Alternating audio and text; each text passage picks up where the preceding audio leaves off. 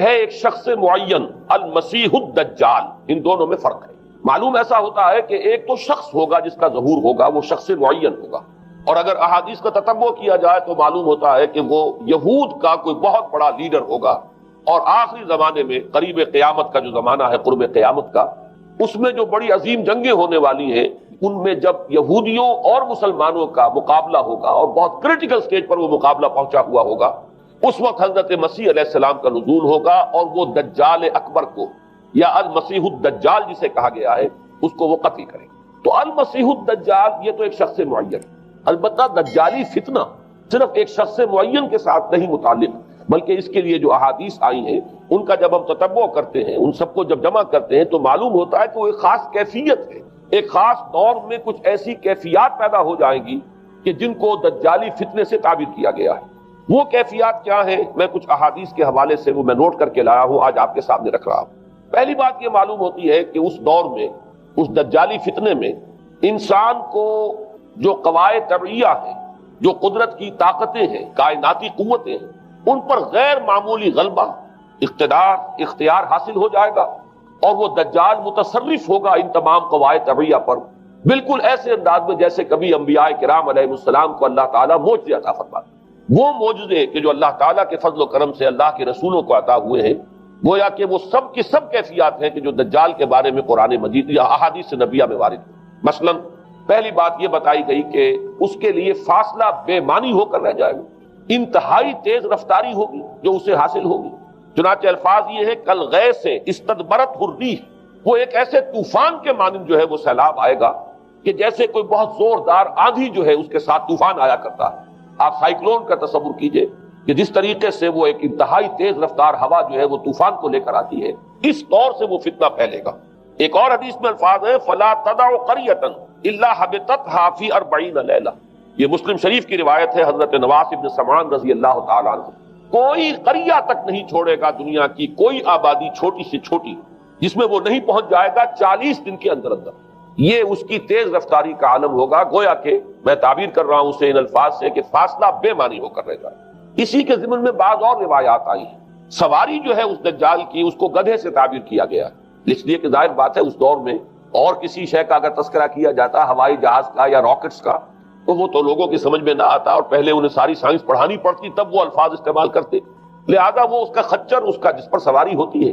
لیکن اس کی تیز رفتاری کے لیے الفاظ آئے ہیں کہ اس کا ایک قدم اگر مکے میں ہوگا تو دوسرا قدم شام میں جا کر پڑے، اور الفاظ یہ آئے ہیں کہ اس کے دونوں کانوں کے درمیان فاصلہ جو ہے وہ 40 باع کا یعنی 80 ہاتھ کا ہو۔ بلکہ حضرت علی رضی اللہ تعالیٰ عنہ کے خطبے میں جو اس کا بیان ہوا ہے کہ اس کا ایک کان جو ہے وہ 30 ہاتھ لمبا کان ہوگا اس کا۔ ابھی ذرا یہ صرف احادیث آپ سنتے جائیے، پھر اس کے بارے میں ان سب کو جوڑ کر جو ہمیں نتیجہ نکالنا ہے اس پر گفتگو بعد میں ہو۔ اسی طرح آواز کا معاملہ کہ اس کی آواز 4 دانگ عالم میں بیک وقت سنی جائے۔ الفاظ یہ ہے ینادی بصوت لہو یسمع لہو ما بین الخافقین،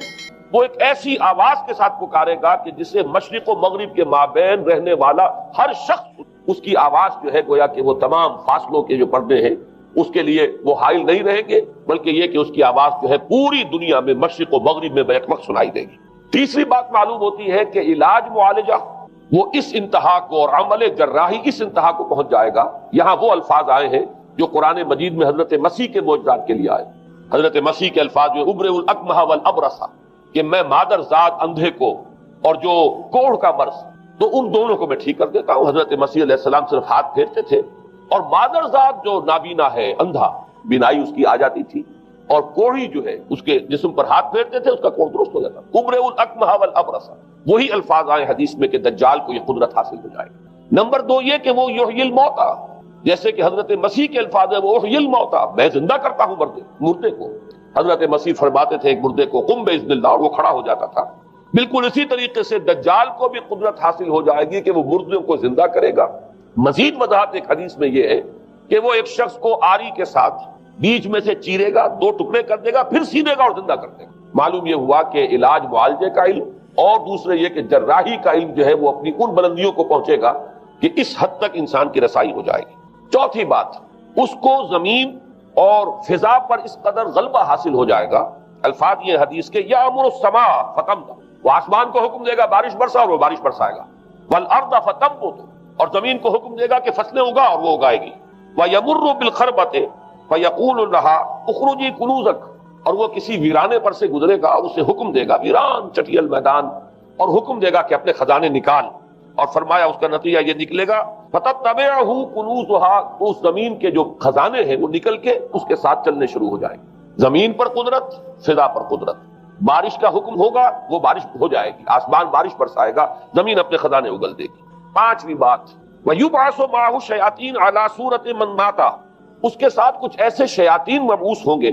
کہ جو ان صورتوں کو اختیار کریں گے ان لوگوں کی جو مر چکے ہیں، من الآباء والأمہات والمعارف، جو آباء و اجداد اور مائیں اور دادیاں اور جو بھی جان پہچان والے لوگ ہیں جو فوت ہو چکے ہوں گے،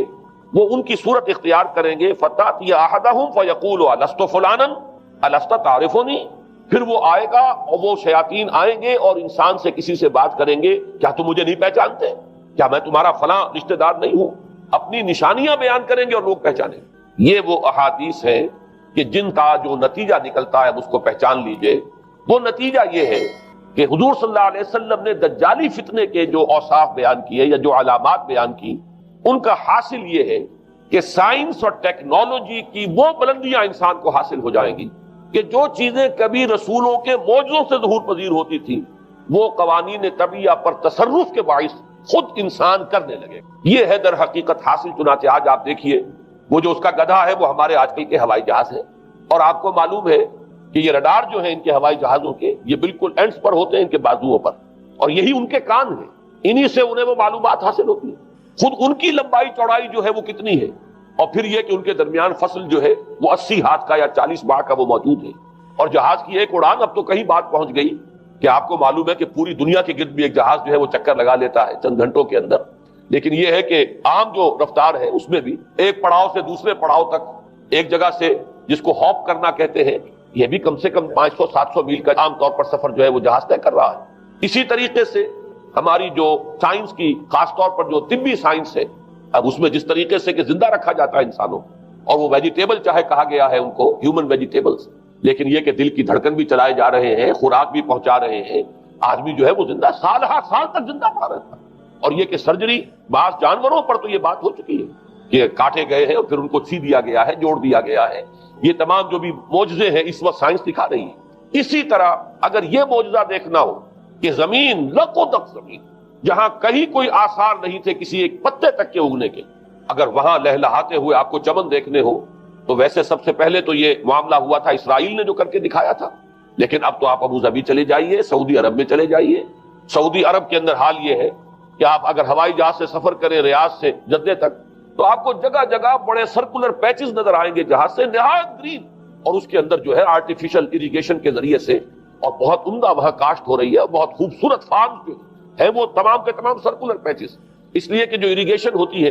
وہ ان ویلز کے ذریعے سے ہوتی ہے کہ جو ایک سرکل میں چلتے ہیں اور پانی کی وہ آرٹیفیشل بارش جو ہے وہ ہوتی رہتی ہے. باقی یہ کہ فضا سے آرٹیفیشل رین، یہ تو بہت ہی سادہ سی بات ہے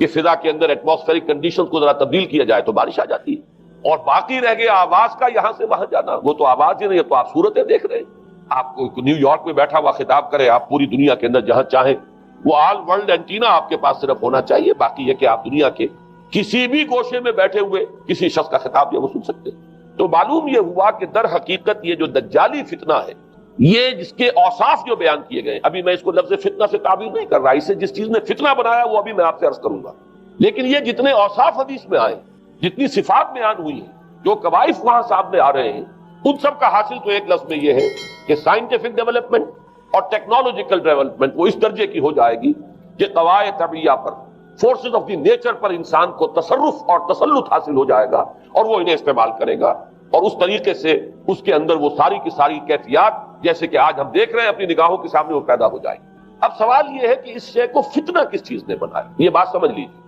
جہاں تک سائنسی ترقی کا تعلق ہے، تکنیکی ترقی کا تعلق ہے، یہ چیزیں فی الاصل فتنہ نہیں ہے. یہ تو وہ علم آدم الاسماء کلھا کا ظہور ہے. اللہ تعالیٰ نے ازل میں حضرت آدم علیہ السلام کو جو صلاحیت عطا فرما دی تھی، یہ ایکسفولیشن ہے اس کا ظہور ہے. جیسے کہ آم کی گٹھلی میں آم کا درخت ہے، لیکن ظاہر بات ہے کہ اس کو درخت بننے میں وقت لگتا ہے. پہلے وہ 2 پتے نکلتے ہیں، پھر وہ بڑھتا ہے معاملہ، کئی سال میں جا کر وہ درخت جو ہے وہ جوان ہوگا، وہ پھل دے گا. اسی طریقے سے یوں سمجھیے کہ بالقوہ وہ علم حضرت آدم علیہ السلام کو دے دیا گیا، یعنی وہ صلاحیتیں ودیت کر دی گئی، وہ فیکلٹیز، سمع اور بصر اور فؤاد، دیکھو سنو نتیجہ نکالو اور آگے بڑھو۔ آپ نے چیز دیکھی، ایک سنی، نتیجہ نکالا، اس کو نوٹ کیا، آگے بڑھے، پھر کوئی چیز دیکھی، پھر کوئی سنی، اپنے سابق جو نتیجہ آپ نے نکال کر محفوظ کیا تھا اپنی میموری میں، اس کے ساتھ اس کو ٹیلی کیا، کوئی اور نتیجہ نکل آیا اور آگے بڑھے۔ تو یہ تو سٹیپ بائی سٹیپ، قدم با قدم انسانی علم آگے بڑھ رہا ہے۔ یہ ہرگز فتنہ نہ ہوتا، میرے الفاظ پر توجہ کیجئے، اگر اس کے ساتھ متوازن طور پر ایمان اور روحانیت کا ارتقا بھی ہوتا رہے، اگر اس کے ساتھ اللہ کی معرفت، اللہ کی محبت، آخرت کا ایمان، منزل انسان کی جو ہے وہ آخرت ہے، دنیا نہیں ہے، اگر یہ چیزیں ساتھ کے ساتھ ہوتی تو یہ ہرگز فتنہ نہیں۔ فتنہ در حقیقت اسے جس نے بنایا ہے وہ یہ ہے کہ کچھ ایسے اسباب ہوئے ہیں، اور وہ اسباب آج مجھے بیان کرنے کہ در حقیقت موجودہ عیسائیت اس کا سب سے بڑا سبب ہے۔ اس کے نتیجے میں ایک بہت بڑا گیپ ہے، اپالنگ گیپ ہے، بڑا مہیب خلا ہے، بڑی وسیع خلیج ہے جو حائل ہو چکی ہے کہ ایمان اور روحانیت ختم ہوتے چلے گئے،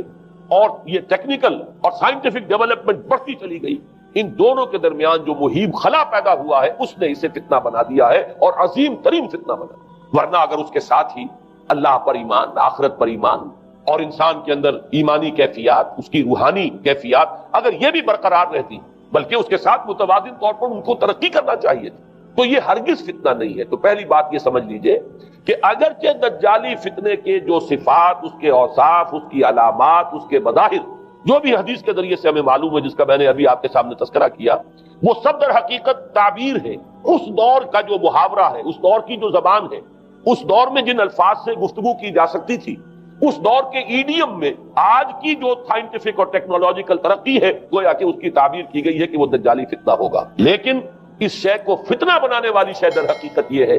کہ ایک بہت بڑی خلیج حائل ہو چکی ہے ایمان اور روحانیت، اور دوسری طرف سائنٹیفک اور ٹیکنالوجیکل ڈیولپمنٹ میں ان دونوں کے درمیان اتنا بودھ اور فصل پیدا ہو گیا ہے کہ جس کی وجہ سے اس نے فتنے کی شکل اختیار کی۔ اس کا سبب کیا ہے، آج ہمیں اس پر غور کرنا ہے۔ دیکھیے حضرت مسیح علیہ السلام کا دین، اور جیسا کہ میں نے عرض کیا اس سورہ کہف کے پہلے رکوع میں تذکرہ انہی کا ہو رہا ہے، وَيُنذِرَ الَّذِينَ قَالُوا اتَّخَذَ اللَّهُ وَلَدًا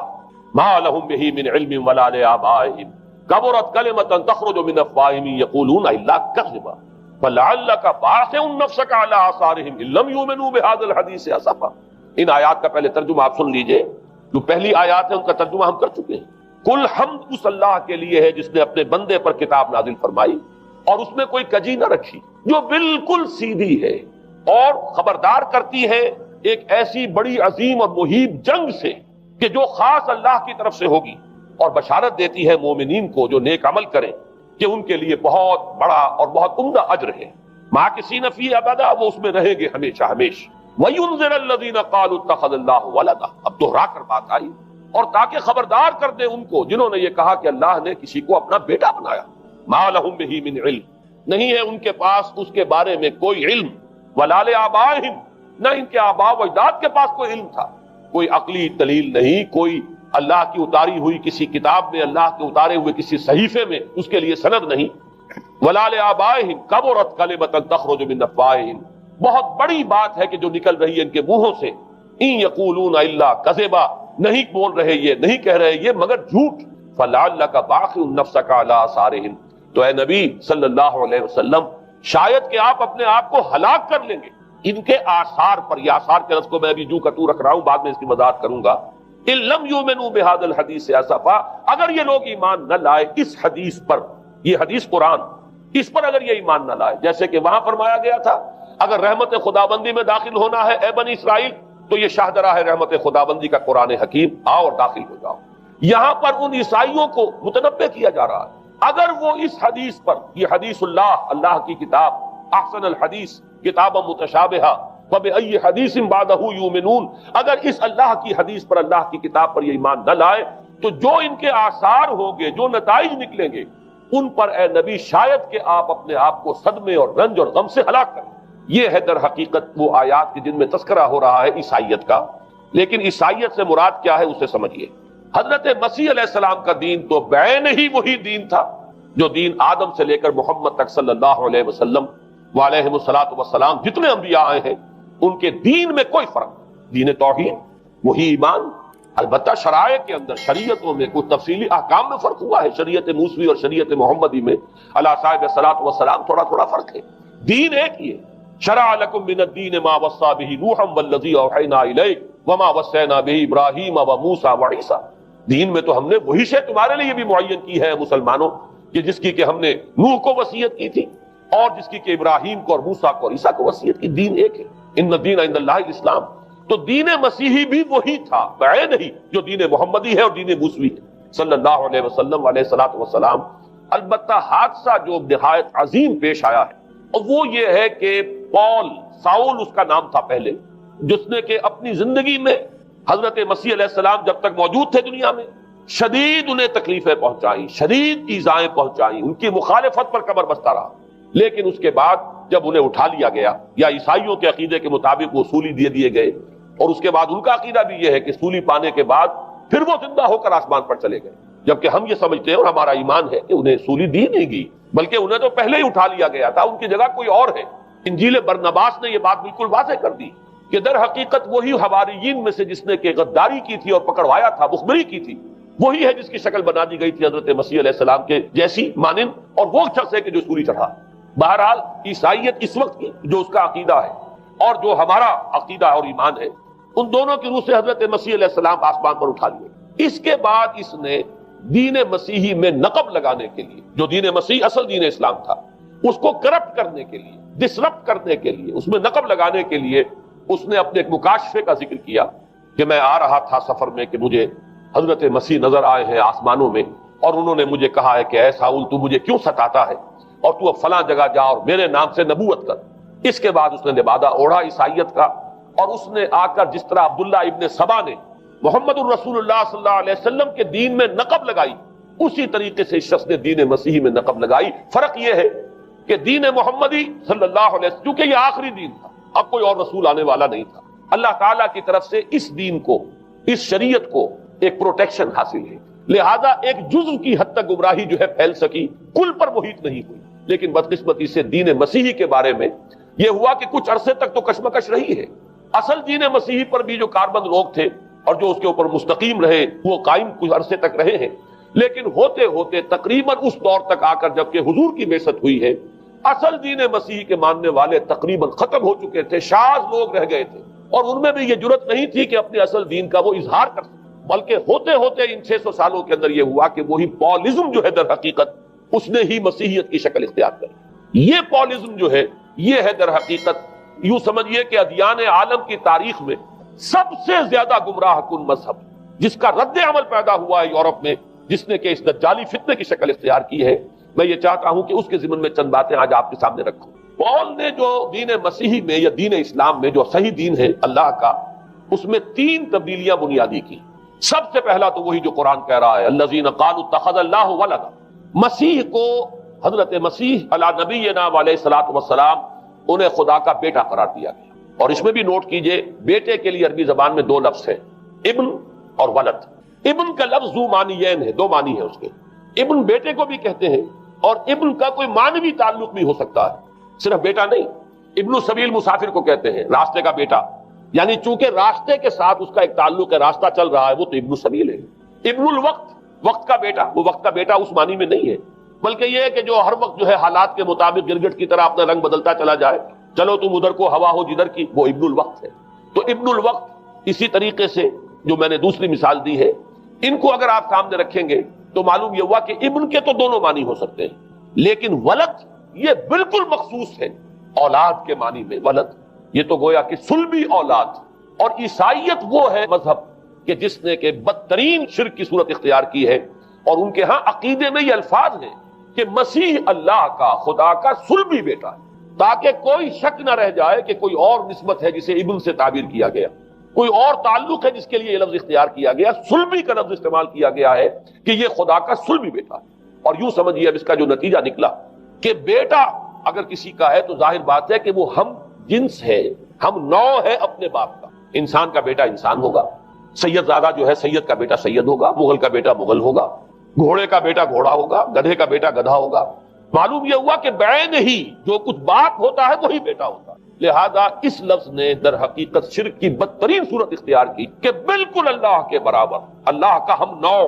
گویا کہ بدترین شرک جو ہے شرک فی الذات ہے، اور شرک فی الذات کی بدترین صورت یہ ہے کہ جو عیسائیت میں آئی ہے کہ حضرت مسیح علیہ السلام کو اللہ کا صلبی بیٹا قرار دیا۔ اب اس کے نتیجے میں چونکہ ظاہر بات ہے کہ آخر بائبل بھی موجود تھی، اس بائبل کو ایک دم کیسے ختم کر دیتا سینٹ پال کہیں یا بہرحال میں تو لفظ سینٹ اس کے ساتھ استعمال نہیں کرنا چاہتا، لیکن چونکہ ہمیں یہ ہدایت ہے قرآن مجید کی بھی کہ جو باطل معبود بنا لیے جاتے ہیں انہیں بھی ہم کوئی ان کے لیے توہین والے الفاظ استعمال نہ کریں، لہذا میں یہ لفظ استعمال کر رہا ہوں، ورنہ جی تو چاہتا ہے کہ کوئی اور لفظ اس کے لیے استعمال کیا جائے، لیکن جو بھی اس وقت دنیا میں اس کا معروف نام ہے پال، سینٹ پال، تو اس نے چونکہ ظاہر بات ہے کہ پوری بائبل کو کیسے ختم کر دیتا، ایک دم تورات کو کیسے ختم کر دیتا، تورات تو آج تک چلی آ رہی ہے بائبل کے ساتھ ملی ہوئی، the old testament the new testament, یہ دونوں مل کر بائبل بنتی ہے، لہذا اب گورکھ دھندا بنانا پڑا انہیں، وہ تسلیس والا گورکھ دھندا، تین میں ایک، ایک میں تین، توحید بھی ہے تسلیس بھی ہے، تین میں ایک، ایک میں تین، اور یہ وہ شے ہے کہ جس نے عقیدے کا تعلق عقل سے منقطع کر دیا، اس لیے سمجھ میں آنے والی بات ہے، تین میں ایک، ایک میں تین، ایک گورکھ دھندا ہے۔ نتیجہ انہوں نے یہ نکالا کہ ڈوگما در حقیقت اس کا عقل سے کوئی تعلق، ڈوگما بس عقیدہ ہے، اور اس عقیدے ہی کے اوپر سارے دین کی بنیاد ہے، باقی وہ عقل میں آئے نہ آئے، عقل کے لیے قابل قبول ہو یا نہ ہو، یہ بات اچھی طرح سمجھ لیجئے کہ اگرچہ ہمارے ہاں بھی ہم بھی یہ بات کہتے ہیں کہ بہت سے حقائق جو ہے کائنات کے وہ ایسے ہیں کہ جن تک عقل کی رسائی نہیں، اس کے لیے ہم مجبور ہیں، محتاج ہیں وحی کی ہدایت کے، لیکن دو چیزوں میں فرق کیجئے، ایک ہے عقل سے ماورا ہونا اور ایک ہے عقل کے خلاف ہونا، ان دونوں چیزوں میں زمین و آسمان کا فرق۔ ایک وہ حقائق ہے کہ جو عقل از خود ان تک رسائی حاصل نہیں کر سکتی، لیکن جب وہ سامنے آتے ہیں تو عقل تسلیم کرتی ہے کہ ہاں یہ بات سمجھ میں آتی ہے۔ ایک وہ چیزیں ہیں کہ جن کو عقل تسلیم نہیں کرتی، تو ایک ہے مخالف عقل، ایک ہے ورائے عقل، ان دونوں میں زمین و آسمان کا فرق ہے۔ ہمارے دین میں تو عقل کو اپیل کیا گیا ہے، لعلکم تعقلون، لعلہم یعقلون، اولو الالباب الذین یعقلون۔ اب ظاہر بات ہے کہ عقل کو ہاتھو برہانکم ان کنتم صادقین، لاؤ دلیل اپنی، تو دلیل سے عقل سے اپیل کی گئی، اور اس میں وہ رشتہ جو میں نے کئی مرتبہ بیان کیا علامہ اقبال کے اشعار کے حوالے سے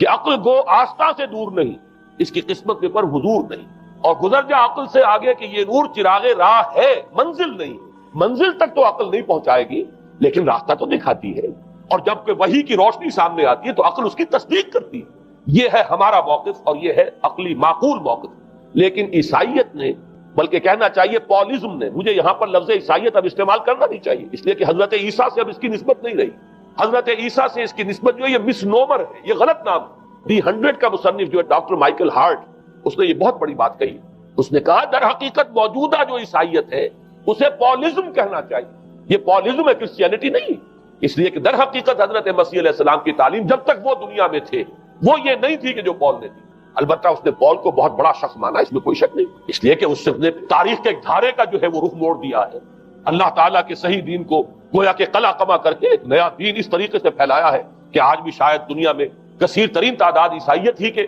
نام لیواؤں کی ہے، واللہ عالم، یا شاید گوتم بدھ کے ماننے والوں کی ہے، بہرحال یہ کہ بہت بڑی تعداد نے آج حضرت مسیح علیہ السلام کی طرف جو منسوب ہے غلط طور پر دین، اس کے نام لیوا دنیا میں، اس اعتبار سے وہ یقیناً اس کا تو حق لگتا ہے کہ اس کا نام بھی اس کتاب میں آئے کہ جس نے تاریخ کے اوپر اثرات اپنے پیدا کیے۔ اور حضرت مسیح علیہ السلام جب تک دنیا میں تھے، عیسائیت کی حقیقت بنی اسرائیل یا یہودیت کے ایک فرقے سے زیادہ نہیں، ڈیٹیچ نہیں ہوا تھا یہ دین حضرت موسیٰ علیہ السلام کے دین سے، لیکن یہ کہ پال نے اسے بالکل ایک مستقل بذات ایک جدا گانا دین کی شکل دے دی ہے، تو یہ پالزم نے در حقیقت سب سے پہلا کام یہ کیا کہ عقل سے بالکل تعلق منقطع کر دیا۔ عقیدہ ڈوگما جو ہے وہ خلاف عقل، جو بات عقل میں آئے نہ آئے بس مان دی۔ تو پہلی تو یوں سمجھیے کہ نقب جو لگی ہے دین کے اندر وہ اس تسلیس کے حوالے سے، اور تسلیس کا گورکھ دھندا خلاف عقل، لہذا ڈوگما کی جو کا لفظ جو استعمال ہوا ہے کہ بس اس کو تو ہم مانیں گے چاہے وہ عقل کے لیے قابل قبول ہو چاہے نہ ہو۔ دوسرا، اس سے بھی زیادہ آپ دیکھیے ایک سے ایک بڑھ کر اینٹ رکھی جا رہی ہے، خشت اول چونے حد میں مار کر تاثریہ امیر ود دیوار پر۔ دوسرا کفارے کا عقیدہ جو مبنی ہے صلیب کے عقیدے پر۔ مسیح نے انتہائی ذلت کی موت، یعنی صلیب کی موت جو ہے وہ خود کہتے ہیں کہ انتہائی ذلت کی موت، یہ ذلت کی موت کا پیالہ اس لیے پیا تاکہ اس کے ماننے والوں کی طرف سے کفارہ ادا ہو جائے۔ مسیح کفارہ ادا کر چکا ہے، اب جو شخص بھی مسیح کو مان لے گا اس کی گویا کہ نجات ہو گئی، اس کا عمل سے کوئی تعلق۔ عمل ہو نہ ہو، بد کردار ہو، اچھا کردار والا ہو، نیک ہو، بھلا ہو، جیسا بھی ہو، برا ہو، بدماش ہو، لچا ہو، لفنگا ہو، مسیح کو مان لے، صرف ماننے پر، اس لیے کہ مسیح تو اس کی طرف سے کفارہ پیش کر چکا، سارے گناہوں کا کفارہ جو ہے مسیح نے انتہائی ذلت آمیز موت جو ہے قبول کر کے گویا کہ اپنے ماننے والوں کے تمام گناہوں کا کفارہ دے دیا۔ یہ دوسرا عقیدہ، اس کا نتیجہ کیا نکلا؟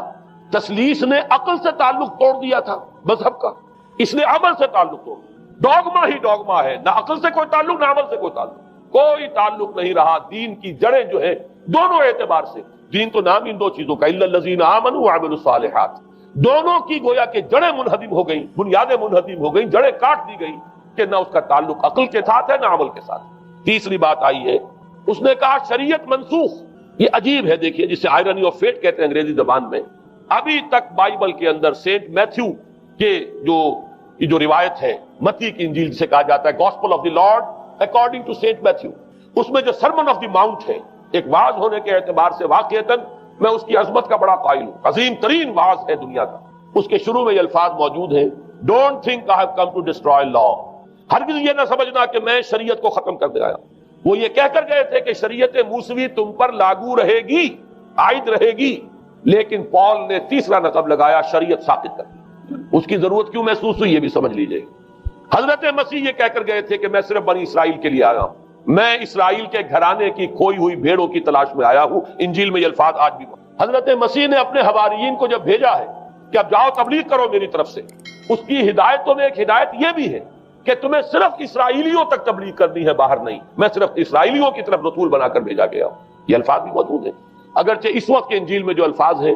وہ تو میں سمجھتا ہوں کہ حضرت مسیح علیہ السلام کے شایان شان نہیں ہے، وہاں کوئی نہ کوئی تحریف ہوئی ہے لفظی، اس لیے کہ وہاں تشبیہ یہ دی گئی ہے کہ کوئی اپنے بچے کے حصے کی روٹی جو ہے کتے کے آگے نہیں ڈالتا۔ گویا کہ جینٹائلز جو ہیں، غیر بنی اسرائیلی، انہیں اس جملے کی روح سے انہیں کتوں سے تشبیہ دی جا رہی ہے کہ میرے پاس میرے بچوں کے حصے کی روٹی ہے، میرے بچے ہیں اسرائیلی، میری روٹی جو ہے یہ جو میرے پاس ہے وہ اسرائیلیوں کے لیے ہے، کوئی اپنے بچوں کے حصے کی روٹی کتے کو نہیں کھلاتا۔ یہ جملہ تو میں سمجھتا ہوں حضرت مسیح کا نہیں ہو سکتا، لیکن یہ ہدایت کہ تمہیں تبلیغ صرف اسرائیلیوں میں کرنی ہے، یہ قرآن مجید کی روح سے ثابت ہے، اس لیے کہ قرآن بھی یہ کہتا ہے کہ رسولاً الی بنی اسرائیل، حضرت مسیح علیہ السلام رسول بنا کر بھیجے گئے تھے بنی اسرائیل کی طرف، اس لیے کہ وہ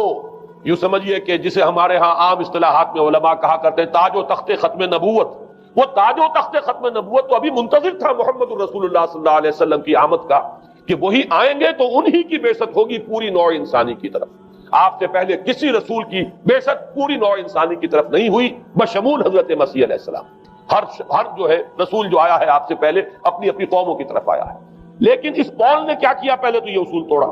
ہم اس دین مسیحی کی یا جو پالزم ہے اس کی اب تبلیغ کریں گے غیر اسرائیلیوں میں بھی۔ وہاں انہیں دقت پیش آئی، شریعت موسوی بڑی بھاری شریعت ہے، اب وہ بھاری شریعت جو ہے اس کو قبول کرنا تو لوگوں کے لیے آسان نہیں ہے۔ انہوں نے یہ کیا کہ یہ شریعت تم پر ثابت، شریعت کا بوجھ تم پر نہیں، برڈن آف لا یہ تمہارے لیے نہیں۔ اور میں یہاں مثال دے دینا چاہتا ہوں، میں نے ہی تاریخ نے اپنے آپ کو دہرایا ہے، عبداللہ ابن سبا نے جو فتنہ شروع کیا تھا ہمارے ہاں، ہماری تاریخ میں جو اس کے اثرات پھر پیدا ہوئے ان میں سے ایک جو ہے وہ شکل وہ اسماعیلیت والی ہے، کہ اسماعیلیت نے بھی بعین ہی یہی شکل اختیار کی ہے۔ ہندوستان میں آ کر جب اسماعیلی داعیوں نے جب تبلیغ کی ہے تو شریعت ساقط کر دی۔ آج آپ کو جو اسماعیلی ملیں گے ان کے ہاں کوئی شریعت نہیں ہے، کوئی نماز نہیں، مسجد ان کی ہوتی نہیں، جماعت خانہ ہوتا ہے، وہ کلب گھر ہے، آتے ہیں جمع ہوتے ہیں کھانا کھاتے ہیں، اللہ اللہ خیر صلی اللہ کو باتیں چیتیں کرتے ہیں، ان کے اوپر شریعت ہے ہی نہیں، نہ روزہ ہے نہ نماز ہے۔ اور بعین ہی وہی جو اختیارات میں ابھی آپ کو بتاؤں گا کہ جو پوپ کے ہیں وہی ان کے امام حاضر کے اختیارات۔ بہرحال تیسری نقب جو میں نے عرض کیا آپ سے وہ یہ تھی کہ شریعت منسوخ، اس کا نتیجہ کیا نکلا؟ اب دیکھیے ذرا غور کیجئے، ایک بہت بڑا خلا پیدا ہو گیا، وہ خلا کون پر کرے گا؟ شریعت کے بارے میں سارے اختیارات اب پوپ کو حاصل، وہ جس چیز کو چاہے حلال کر دے، جس چیز کو چاہے حرام کر دے، جس چیز کو چاہے قرار دے دے کہ یہ ممنوع ہے، جس چیز کی چاہے اجازت دے دے، اس لیے کہ اب شریعت تو رہی نہیں، خلا ہے،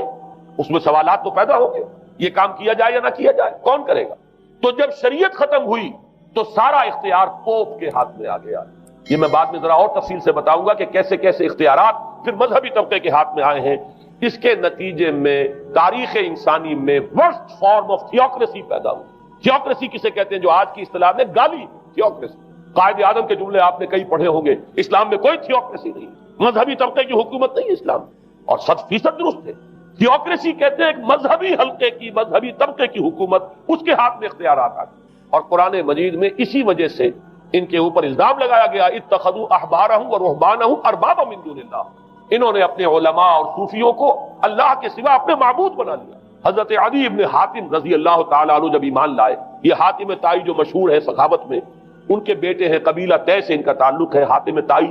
تو طے سے ہے، ان کے بیٹے عدی ہیں، یہ عیسائی تھے۔ یہ جب ایمان لائے اور پھر انہوں نے قرآن پڑھا تو انہیں ایک اشکال ہوا کہ قرآن مجید میں تو ہم پر الزام لگایا گیا ہے کہ اتخذوا احبارهم ورهبانهم اربابا من دون اللہ، تو عرض کیا انہوں نے، ڈرتے ڈرتے عرض کیا ہوگا حضور کی خدمت میں کہ حضور یہ بات تو کچھ درست نہیں معلوم ہوتی، ہم نے تو کبھی اپنے علماء اور رہبان کو خدا نہیں سمجھا، وہ اس مغالطے میں تھے کہ جب تک سجدہ نہ کیا جائے شاید خدا نہیں مانا گیا۔ حضور نے پوچھا کیا ایسا نہیں ہے کہ جس چیز کو وہ حلال کہتے تم حلال مان لیتے ہو، جس چیز کو حرام کہتے ہیں حرام مان لیتے ہو؟ جی ہاں یہ تو ہے، یہی تو فرمایا اربابا من دون اللہ ہے۔ تحلیل و تحریم کا اختیار صرف اللہ کے ہاتھ ہے، یا اللہ کے نمائندے کی حیثیت سے اس کے رسول کے پاس ہے جس کو وحی آتی ہے، اس کے بعد کسی کو اختیار نہیں۔ اجتہاد کر سکتا ہے لیکن اجتہاد کے لیے دلیل دینی ہوگی، نص سے، کتاب اللہ سے کوئی دلیل لاؤ، سنت رسول اللہ سے کوئی دلیل لاؤ، استنباط کرو، عقل سے بات کرو، لیکن یہ ہے کہ تحلیل و تحریم یہ خدائی اختیار ہے، اللہ کے ہاتھ میں اس کا اختیار ہے، اور اللہ کے نمائندے کی حیثیت سے زیادہ یہ اللہ کے رسولوں کے ہاتھ میں اختیار آتا ہے، اس کے علاوہ کسی کے لیے، کسی اور کے لیے یہ مان لیا گیا تبھی تو ان کو خدا بنا لیا گیا۔ اسی معنی میں آج کی جمہوریت جو ہے وہ بدترین شرک ہے کہ یہاں یہ تسلیم کیا جاتا ہے کہ ساورنٹی جو ہے وہ عوام کی ہے، ساورنٹی آف دی پیپل۔ کیا معنی ہے کہ عوام کے نمائندے جو چاہیں قانون بنا دیں، جس چیز کو چاہیں حلال ٹھہرائیں، جس چیز کو چاہیں حرام ٹھہرائیں، ان کے پاس حلت و حرمت کے جو پورے اختیارات ہیں ان کے پاس آ گئے۔ یہی تو خدائی مقام ہے، خدا کا مقام دے دیا گیا، اس سے بڑا شرک کیا ہوگا؟ در حقیقت حاکمیت غیر اللہ اس دور کا سب سے بڑا شرک۔ تو وہاں یہ حق جو ہے دے دیا گیا علماء کے ایک طبقے کو، پوپ کو، تو گویا کہ تاریخ انسانی کی بدترین تھیوکریسی، بدترین مذہبی استبدادی حکومت قائم ہوئی ہے یورپ میں۔ اس کے حوالے سے میں کچھ تاریخی حوالے بھی اب آپ کے سامنے رکھوں۔ دیکھیے جب تک پال نے یہ کام شروع کیا ہے تو تقریباً 3 صدیوں تک تو یہ صرف ایک مذہبی تبلیغ کا کام ہوا ہے۔ انہوں نے کوششیں کی، محنتیں کی،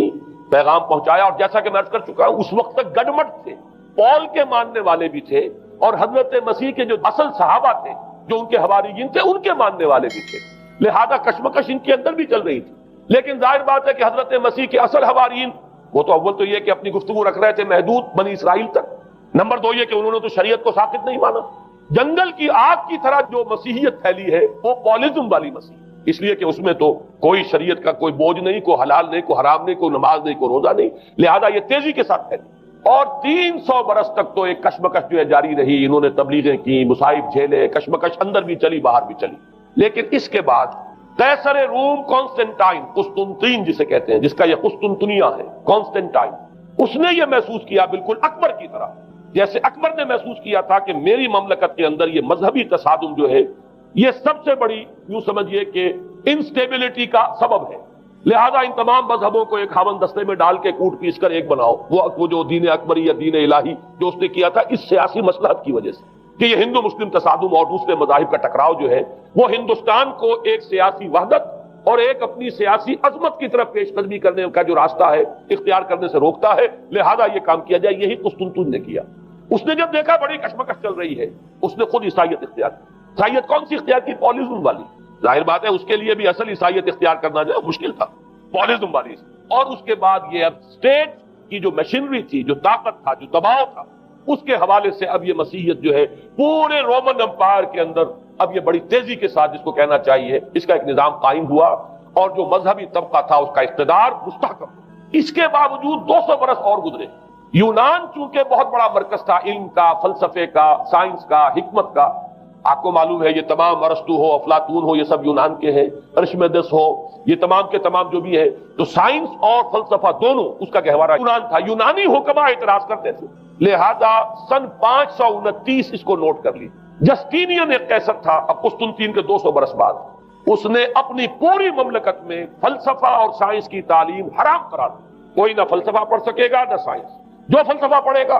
اس کو مرتد قرار دے دیا جائے اور زندہ آگ میں جلا دیا جائے گا۔ انکوزیشن کورٹس قائم ہوئی، وہ صرف مذہبی عدالتیں اس لیے قائم ہوتی تھی کہ جس کے بارے میں معلوم ہو جائے کہ یہ فلسفہ پڑھتا ہے یا یہ سائنس پڑھتا ہے، اس لیے کہ فلسفہ اور سائنس دونوں جڑ کاٹتے ہیں اس ڈوگما کی۔ وہ ڈوگما جو پالزم والا ڈوگما ہے اس کی جڑ کھودنے والی ہیں دونوں چیزیں، اور چونکہ وہ دونوں عقل کو اپیل کرتی ہیں، یہ ڈوگما عقل کے متضاد ہے، لہذا مذہب کا تحفظ اسی طرح ہو سکتا ہے کہ اب ان دونوں کو بالکل ممنوع قرار دے دیا جائے۔ یوں سمجھیے کہ تقریباً 1000 برس تک یورپ میں، چونکہ سب سے بڑی امپائر یہی تھی، یورپ میں فلسفہ اور حکمت اور یہ سائنس کی تعلیم ممنوع ہے۔ یہ ہے در حقیقت سب سے پہلا کام جو جسٹینین نے کیا 529 میں۔ اس کے بعد آگے چل کر پوپ کا جو اقتدار ہے وہ اتنا زبردست بنا ہے، پوپ کو اختیار حاصل ہو گیا، جس چیز کو چاہے وہ قانون کا درجہ دے دے، اس لیے کہ شریعت تو ہے نہیں، خلا پوپ کون کرے گا؟ پوپ کو کرے گا۔ پوپ کو اختیار حاصل ہو گیا، وہ جس کے گناہ چاہے معاف کر دے۔ اب دیکھیے، اگرچہ ویسے تو گناہ پہلے ہی معاف ہو گئے کہ جس نے مسیح کو مان لیا گناہ تو معاف ہو گئے اگلے پچھلے سب، لیکن یہ کہ پھر بھی ایک خلش رہ جاتی ہے انسان کے دل میں، چونکہ ایک اخلاقی حص انسان کے اندر اللہ نے پیدا کی ہوئی ہے۔ جب کوئی شخص کرتا ہے، کوئی بدکاری کرتا ہے، کوئی چوری کرتا ہے، ڈاکہ ڈالتا ہے، تو وہ جو ایک کانشنس ہے، وہ جو پرک کرتا ہے، اس کو بھی ختم کرنے کے لیے اگر پوپ یا کارڈینل یا اس کے کسی نمائندے کے سامنے جا کر اعتراف گناہ کر لو اور کچھ اس کی مٹھی گرم کرو، کچھ ہدیہ پیش کرو، تو توبہ نامہ، معافی نامہ تمہیں دے دیا جائے گا، اور وہ جو چیز ہے وہ تمہارے لیے سند ہے کہ کوئی تم سے باز پرس تمہارے گناہ کی نہیں ہو۔ پھر ان کی قیمتیں تھی، ان کے لیے بڑی بڑی جو ہے ہدیے مقرر کیے گئے تھے۔ تیسری چیز، بائبل کا اول تو یہ کہ مفہوم جو ہے وہ کوئی سند نہیں ہے، اس لیے کہ بائبل ہانٹ کر رہی تھی نا، اولڈ ٹیسٹمنٹ بھی ہے، یہ حضرت مسیح کی یہ 4 انجیلیں بھی ہیں، یہ تعلیم کچھ اور ہے، لہذا بائبل جو ہے وہ سند نہیں ہے، سند پوپ کا جو ہے فرمان وہ سند، بائبل کی شرح کرنے کی، بائبل کی طرف سے کوئی دلیل لانے کی کسی کو کوئی حق حاصل نہیں۔ یہ جبر تھا، یہ تشدد تھا یورپ میں، یہ وہ دور تھا جبکہ اسلام پھیل رہا تھا۔ میں نے اس لیے آپ سے کہا تھا، نوٹ کرایا آپ کو، 529 میں جسٹینین کا یہ فرمان، 571 میں حضور کی ولادت ہو رہی ہے، وہی صدی ہے، اور 630 کے آس پاس، بلکہ 629 کے آس پاس سلطنت روما کے ساتھ مسلمانوں کا ٹکراؤ شروع ہوا۔ تو یہ تاریخی ان کو ریلیشن جو ہے ذہن میں رکھیے، جس وقت مسلمان آئے اور 200-300 برس جو ان کے عروج کے ہیں، اس وقت آپ کو معلوم ہے کہ تقریباً 6 صدیاں ہو چکی تھی کہ یورپ بالکل جس کو کہا جاتا ہے ڈارک ایجز، انتہائی تاریخی مذہبی جبر اور استبداد، اس کے سوا کچھ نہیں، اور ملاؤں کی حکومت جسے آپ کہیں گے، جسے آج کل کی اصطلاح میں کہا جائے گا، وہ جس کو چاہے جو چاہے سزا دے دے، پوپ کو اختیار حاصل ہے۔ کسی کے بارے میں ذرا جیسے بعض اوقات خبریں سچی ہیں یا جھوٹی، لیکن میں مثال دے رہا ہوں، جیسے خبریں آتی رہی ہیں ایران کے بارے میں کہ کہیں اگر معلوم ہو گیا ہے تو پاسداران انقلاب پہنچے اور سمری ٹرائل اور فوراً ختم کیا آدمی کو۔ اس قسم سے انکوزیشن رپورٹ جو ہے وہ کورٹس وہاں قائم ہوئی، اور یوں سمجھیے کہ لاکھوں افراد تحت کیے گئے، زندہ جلائے گئے۔ لیکن اس کے بعد جب عالم اسلام میں وہ روشنی پھیلی، اور خاص طور پر بنو عباس کے زمانے میں، اب بھاگ کر وہاں جو بھی تھے فلسفے کے اور سائنس کے کوئی دلچسپی رکھنے والے، وہ بھاگ کر عالم اسلام میں آ گئے۔ یہاں وہ کتابیں جو ہے ان کے ترجمے ہوئے، خاص طور پر مامون اور ہارون الرشید کے زمانے کے اندر یہ علم جو ہے ہندوستان سے بھی لیا، یونان سے بھی لیا مسلمانوں نے، اور اس کے بعد یہ غرناطہ اور قرطبہ کی یونیورسٹیوں کے ذریعے سے اس علم نے پینیٹریٹ کیا ہے دوبارہ یورپ میں۔ دیکھیے سرکل کیسے بنا ہے، یونان کا علم آیا ہے پہلے عالم اسلام میں، مڈل ایسٹ میں، اور پھر ادھر سے ہو کر چکر کھا کر اور اسپین کی یونیورسٹیوں کے ذریعے سے یورپ میں انٹروڈیوس ہوا ہے۔ اس وقت پھر اصلاح مذہب کی تحریک شروع ہوئی، اور ساتھ ہی تحریک احیاء العلوم رینیسنس، اس کے نتیجے میں وہاں بیداری پیدا ہوئی۔ لیکن یہ بیداری اب آپ نوٹ کر لیجئے، ایک تو پروٹیسٹنٹ مذہب پیدا ہوا، اور کئی سو برس تک تصادم رہا کیتھولکس کے اندر اور پروٹیسٹنٹس میں۔ پورے اسلام کی تاریخ میں کبھی اتنے خونی فسادات نہیں ہوئے ہیں، کبھی بھی شیعہ سنی فساد بھی کبھی اتنا نہیں ہوا جتنا کہ کئی سو برس تک رومن کیتھولکس اور پروٹیسٹنٹس کے مابین یورپ میں ہوتا رہا۔ بلکہ اس میں تو ایسے ایسے واقعات آتے ہیں کہ لگ بھگ 10 لاکھ افراد جو ہیں وہ ختم ہوئے ہیں۔ یہ آپس کا تصادم جو تھا، پروٹیسٹنٹ مذہب جو پیدا ہوا اصلاح مذہب کی تحریک کے ذریعے سے، اور وہ رومن کیتھولک پاپائیت والا نظام، ان کے درمیان جو تصادم ہوا، 10 لاکھ کی تعداد بتائی جاتی ہے کہ آدمی مارے گئے۔ بلکہ فرانس کا ایک شہر ہے، وہاں تو 19 دن تک مسلسل قتل عام کیا گیا پروٹیسٹنٹس کا، اور وہاں حاملہ عورتوں کے جو ہے پیٹ چاک کر کے بچے نکال کر ان کو بھی جو ہے ختم کیا گیا۔ یہ سارا ظلم جو ہے وہاں ہوا ہے، تصادم ہوا ہے۔ اس کے نتیجے میں آپ خود سوچئے کہ کس قدر نفرت پیدا ہوئی عوام کے اندر مذہب سے۔ اس کے ساتھ ہی اب وہ علم شروع ہوا، سائنس شروع ہوئی، لہذا علم اور سائنس دونوں کی جڑ میں مذہب سے شدید نفرت پیدا ہوئی۔ یہ ہے وہ سبب کہ جس نے یہاں سے راستے علیحدہ کر دیے، اور مذہب چونکہ جبر کرتا ہے، مذہب چونکہ عقل کے اوپر بیڑیاں بٹھاتا ہے، پہرے بٹھاتا ہے، بیڑیاں ڈالتا ہے، اور مذہب چونکہ تشدد کرتا ہے، لہذا مذہب کے خلاف ایک نفرت، ایک ریئیکشن، یہ ہے اس ساری سائنسی ارتقاء اور سائنٹیفک اور ٹیکنالوجیکل جو ڈیولپمنٹ ہوئی ہے اس کی جڑ میں مذہب سے نفرت جو ہے اس کے بیج بو دیے گئے، اور یہ 200-250-300 سال میں اب یہ جو چناور درخت بن کر آیا ہے کہ ایک طرف سائنس کی ترقی، ٹیکنالوجی کی ترقی آسمان کو چھو رہی ہے، آج انسان چاند کے اوپر تو انسان کے قدم جو ہے پہنچ چکے ہیں، اور آپ کا ایک راکٹ جو ہے وہ پورے تمام سیارے جو ہیں جو ہمارے سولر سسٹم کے ہیں ان سب کا چکر لگا کر اور وہ اس سے باہر چلا گیا ہے، خلا کے اندر کہاں گیا کچھ پتا نہیں، لیکن یہ کہ تقریباً یوں سمجھیے کہ سن 77 کا چلا ہوا وہ، اور 12 برس تک اس نے سفر طے کیا ہے، کم سے کم سولر سسٹم کا جو ہے اس نے پورا جو ہے احاطہ کیا۔ اور جو میں نے آپ کو وہ احادیث سنائی ان کے حوالے سے بات کیا سمجھ میں آئی کہ یہ سائنٹیفک ساری کی ساری سائنٹیفک ڈیولپمنٹ، یہ ٹیکنالوجیکل ڈیولپمنٹ، لیکن چونکہ اس کے ساتھ مذہب کا انکار ہے، خدا پر ایمان نہیں ہے، آخرت کا یقین نہیں ہے، روح کا گویا کہ انکار، روحانیت تو بہت دور کی بات ہے، روح کا بھی انکار، نتیجہ یہ ہے کہ ان دونوں چیزوں کے مابین وہ گیپ جسے میں نے کہا تھا ایپالنگ گیپ، ایک بہت بڑا گیپ ہے جو پیدا ہو چکا ہے۔ اب میں حدیث آپ کو سنا رہا ہوں، بخاری شریف میں جو روایت ہے حضور نے فرمایا کہ دجال کے ماتھے پر لکھا ہوا ہوگا کافارا، کفر، الفاظ یہ ہے انہو مکتوب بین عینیہ کافارا، علیحدہ علیحدہ، یقرأہ کل مومن کاتب او غیر کاتب،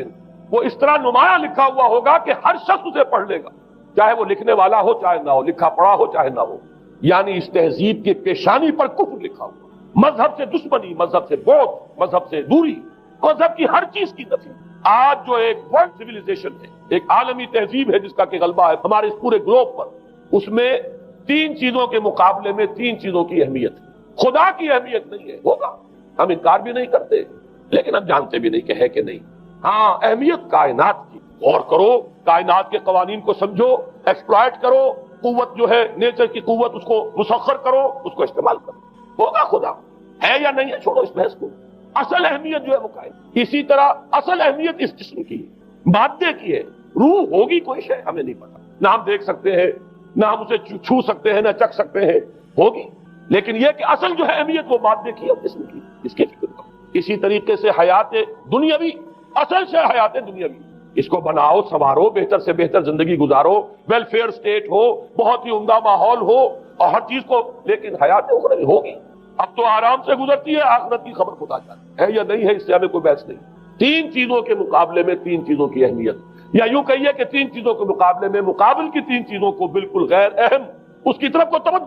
توجہ کا ارتکاز کائنات پر ہے، ذات باری تعالیٰ پر، ذات و صفات باری تعالیٰ ایک صرف علمی موضوع ہے،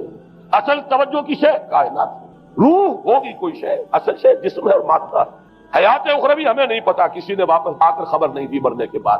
لہذا ہم نہیں کہہ سکتے ہے کہ نہیں، البتہ یہ کہ حیات دنیا بھی تو ہے، اس کو مضبوطی کے ساتھ تھامو، اس کو بہتر بناؤ، توجہ کا اصل ارتکاز حیات دنیاوی پر۔ یہ ہے وہ گلوبل سیویلائزیشن جو در حقیقت یورپ سے ابھری، اور یورپ سے ابھری ہے، اس کی بنیاد میں مذہب کی دشمنی موجود تھی، جو رد عمل تھا در حقیقت اس پاپائیت کے نظام کا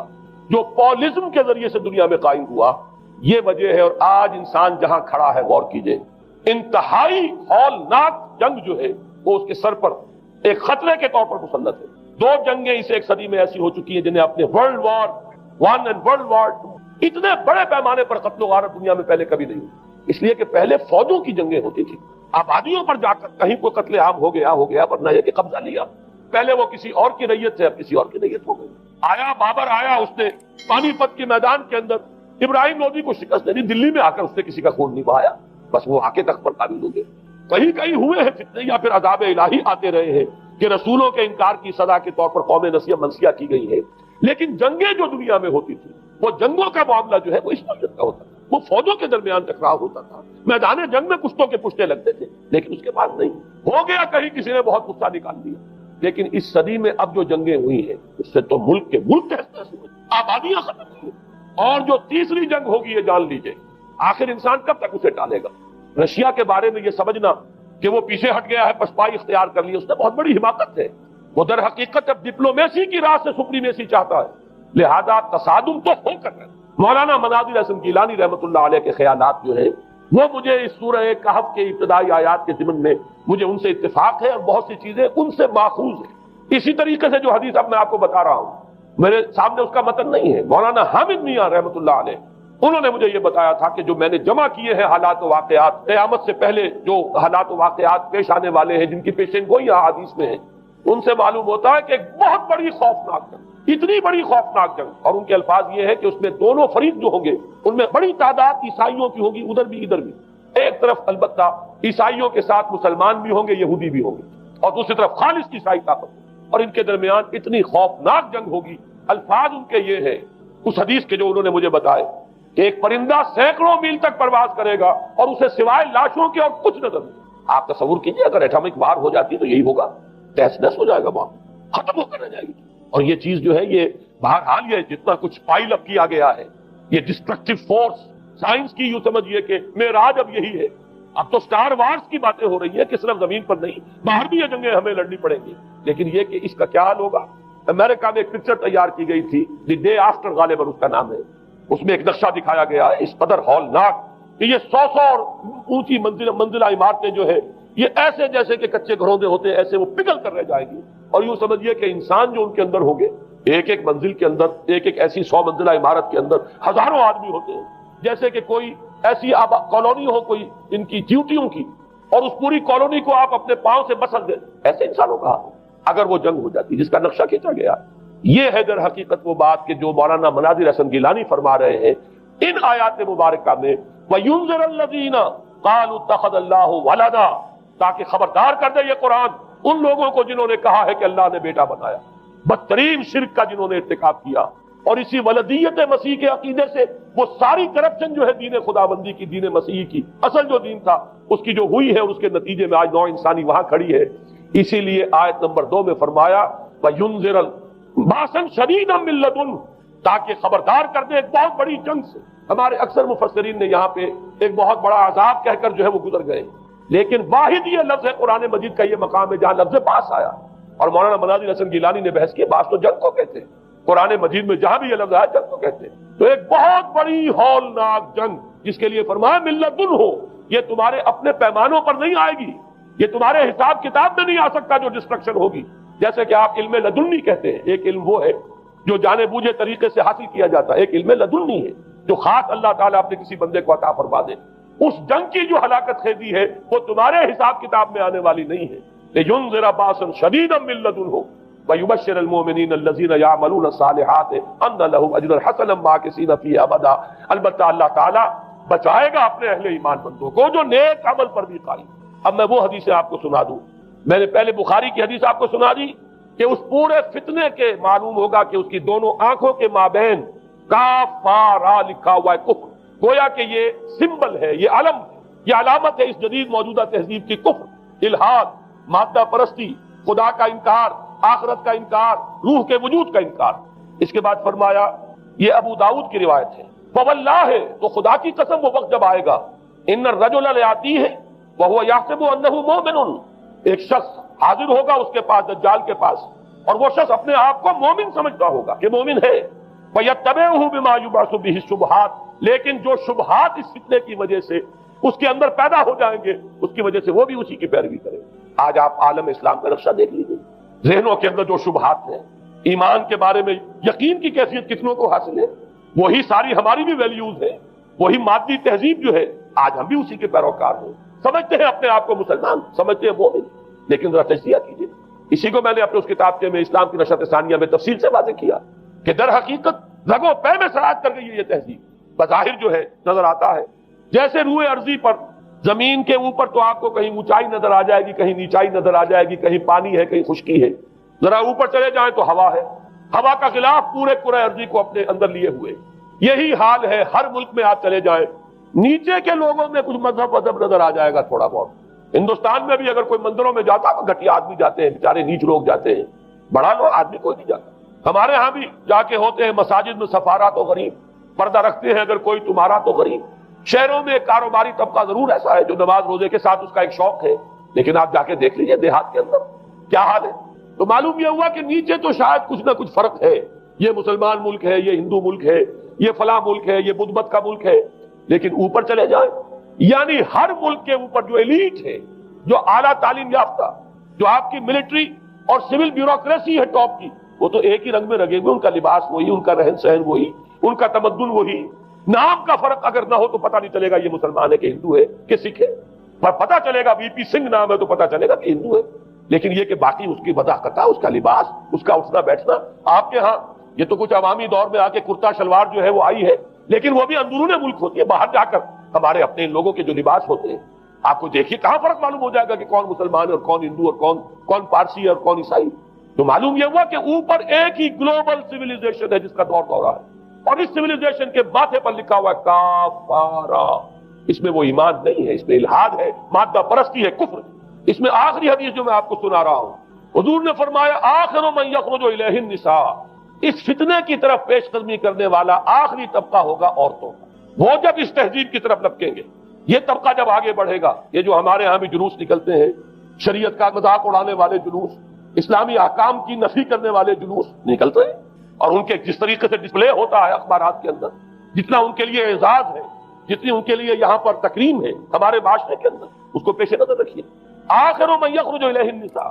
حتی ان الرجل لیرجع الی امہ وابنتہ واختہ وعمتہ فیوثقها رباطا، یہاں تک کہ ایک بندہ مومن کا حال یہ ہو جائے گا کہ وہ دوڑے گا اور کوشش کرے گا اپنی ماں کو، بیٹی کو، بہن کو، پھوپھی کو باندھ کر رکھے کہ وہ نکل نہ جائے. یہ حال ہو جائے گا کسی شخص کا. آج کتنے لوگ بے بس ہو چکے ہیں، اب وہ باندھ کر رکھنے والے بھی گویا کہ ہتھیار ڈال چکے، ورنہ یہ کہ ایک دور تھا کہ کچھ نہ کچھ باندھ کر رکھنے والے تو تھے، لیکن اب تو آزادی کی صورت آئی ہے تو باندھ کر رکھنے والے جو ہے وہ ہار مان چکے. اب تو آپ دیکھیں گے اچھے بھلے نظر یہ آتا ہے، داڑھی رکھی ہوئی ہے، خود جو ہے وہ مذہبی مزاج کے ہیں، لیکن بالکل بے پردہ کو خاتون جو ہے ان کے اسکوٹر کے پیچھے بیٹھی ہوئی یا ان کے کار کے اندر ان کی برابر کی سیٹ کے اوپر بیٹھی ہوئی جا رہی ہے. بے پردگی، یہ اباحیت، ہمارے اخبارات کا جو حال ہے اس کو دیکھیے. خدا کے لیے یہ رنگین صفحات بند کرو، لیکن مجال ہے جو کسی کے کان پر چھو سکتی ہے. لہذا حدیث کے الفاظ نوٹ کیجئے، آخر من یخرج الیہ النساء، اس فتنے کی طرف پیش قدمی کرنے میں آخری طبقہ جو ہوگا وہ خواتین کا ہوگا. حتی ان الرجل لیرجع الی امہ وابنتہ واختہ وعمتہ، یہاں تک کہ آدمی دوڑے گا، پکڑے گا اپنی ماں کو، اپنی بیٹی کو، اپنی بہن کو، اپنی پھپھی کو، اور اسے باندھ کے ہی کوشش کرے گا کہ کہیں وہ اس طریقے سے اس دجالی فتنے کے اندر جو ہے وہ اسی کی پیروی کے اندر گھر سے نہ نکلتا. یہ ہے وہ فتنہ جس کی لپیٹ میں اس وقت پوری دنیا آئی.